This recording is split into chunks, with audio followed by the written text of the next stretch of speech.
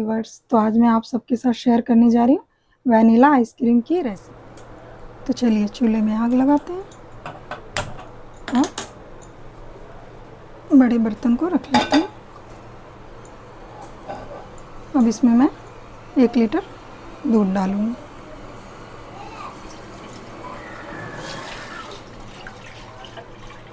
अब इसे अच्छे से बॉईल करेंगे ताकि इसका दूध थोड़ा बॉईल होकर कम हो जाए। 15 to 20 मिनट्स लग जाएंगे इसे बॉईल होने में, तो आप इसे बीच बीच में स्टर करते रहें।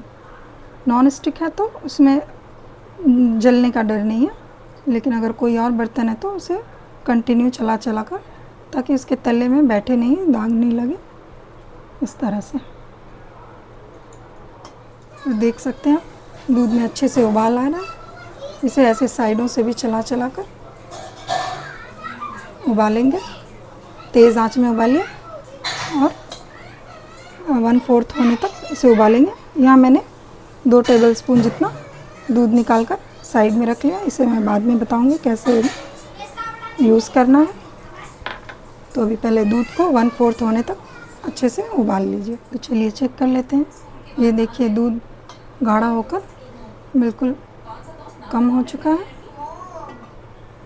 इसकी कंसिस्टेंसी देख सकते हैं आप, थिक हो चुकी है। अब मैं इस 2 टेबलस्पून दूध में 1 टेबलस्पून जितना कस्टर्ड पाउडर डालूँगी, वैनिला कस्टर्ड पाउडर। इसे मिक्स करके इस दूध में मिक्स करूँगी।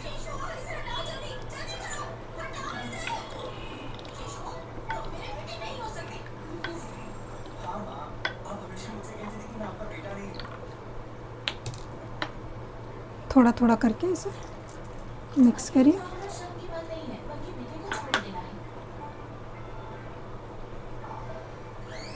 और इसे 5 मिनट के लिए और इसी तरह से उबाल लीजिए।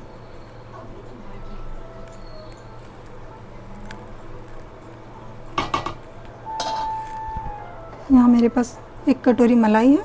आप चाहें तो इसमें व्हिप्ड क्रीम भी डाल सकती हैं, जो आपके पास अवेलेबल है, लेकिन मैं होममेड बना रही हूँ तो इसके लिए घर की मलाई यूज़ कर रही हूँ। इसे भी इसमें डाल देंगे। इससे क्या होगा कि इसका जो क्रीमी टेक्सचर है वो आएगा, वो मलाई से क्रीमी टेक्सचर आएगा इस आइसक्रीम में, वैनिला आइसक्रीम में। तो इसके लिए मलाई डालें ज़रूर से। तो चलिए चेक कर लेते हैं। दूध को उबाल होते हुए बहुत टाइम हो गया। यहाँ देखिए इसकी कंसिस्टेंसी बिल्कुल थिक आ गई है। तो अब मैं यहाँ पर चीनी ऐड करूँगी। चीनी मैं 1 कटोरी ले रही हूँ, क्योंकि ठंडी चीज़ों में मिठास थोड़ी कम ही लगती है, तो इसके लिए चीनी थोड़ा ज़्यादा ही डालें और थोड़े थोड़े कर डालें और चलाएं, इसको स्टर करते रहें।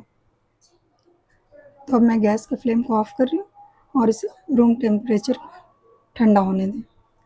उसके आगे का प्रोसेस मैं बाद में बताती हूँ आपको। इस पॉइंट पर मैं 1/2 टीस्पून वैनिला एसेंस डाल रही हूँ। आप चाहें तो स्किप कर सकते हैं, क्योंकि वैनिला पाउडर मैंने इसमें ऑलरेडी डाल दिया है, लेकिन अच्छी सी फ्लेवर आने के लिए आप चाहें तो डाल सकते हैं। डालकर मिक्स करके इसे रूम टेम्परेचर पर ठंडा होने। A few minutes later. तो आइसक्रीम का मिक्सचर यहाँ ठंडा हो चुका है। अब मैं इसे ट्रांसफ़र करूँगी एक कंटेनर में। आप प्लास्टिक का कंटेनर या कोई सा भी कंटेनर, ऐसा ग्लास का कंटेनर है तो ले सकते हैं। अब इसे मैं इसमें ट्रांसफ़र कर दूँगी और फ्रीज़र में 2 से 3 घंटों के लिए सेट होने रख दूँगी। ट्रांसफ़र कर लिया है इस कंटेनर में। अब मैं इसके ऊपर आप फॉयल शीट भी रख सकते हैं। मैं यहाँ दूध का कवर जो से वॉश करके अच्छे से, ताकि इसमें आइस के चंक्स ना बैठे, इसके लिए मैं यहाँ रख रही हूँ। अच्छे से सतह पे बिठा कर रखे। अब इसे मैं लिड लगाकर लॉक कर दूँगी और 2 से 3 घंटों के लिए सेट होने रख दूँगी फ्रिज में। इसे रखकर मुझे 3 घंटे हो गए हैं, तो आइए चेक कर लेते हैं।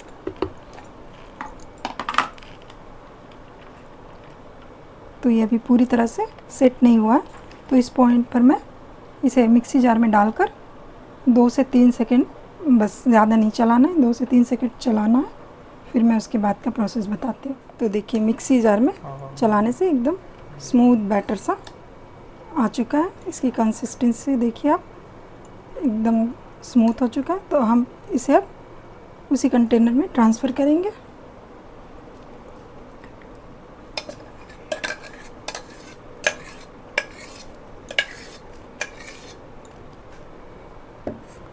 ये आप बबल्स देख रहे हैं, तो इसकी यही निशानी है कि ये बहुत ही स्मूथ सा आइसक्रीम बनकर, तो मैंने इसे इस कंटेनर में ट्रांसफ़र कर लिया। अब फिर से वही कवर डालकर अच्छे से सरफेस पे ऐसा टैप टैप करके, इसमें आइस के चंक्स नहीं बने।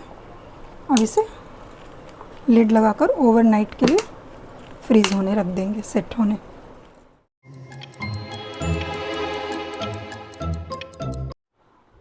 चलिए फ्रेंड्स, अब हम आइसक्रीम को चेक कर लेते हैं किस तरह से सेट हुई है। तो अब देखिए बहुत अच्छे से सेट हो चुकी है ये। अब मैं इसे सर्व करूँगी।